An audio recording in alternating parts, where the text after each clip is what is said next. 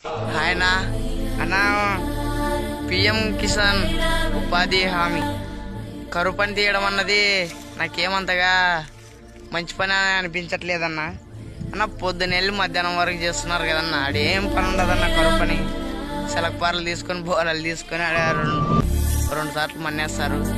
అదే కరువు పని కింద రైతుల పొలాల్లో వచ్చి పొద్దున మార్నింగ్ నుండి మధ్యాహ్నం 12 గంటల వరకు అయినా కానీ ఒక స్కీమ్ అన్న రైతు పొలాల్లో ఒక ఊరికి 10 గ్రూపులు లెక్క ఒక్కో గ్రూప్ ఒక రైతుకి వెళ్ళి ఈరోజు కలుపులు తీయాలి, ఈరోజు కంకి కోయాలి, ఈరోజు విత్తనాలు వేయాలి, నాట్లు వేయాలి అనే స్కీమ్ పెట్టినారనుకో రైతులు చాలా ఉపయోగపడుతుందన్న.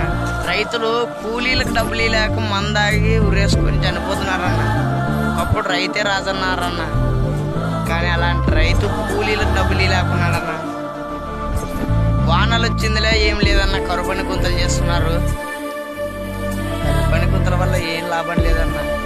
కనీసం ఆ స్కీమ్ కింద అయినా కానీ పొలాల్లో వచ్చి పని చేసేదన్నా అయితే ఏదో రైతు బాగుపడతాడు.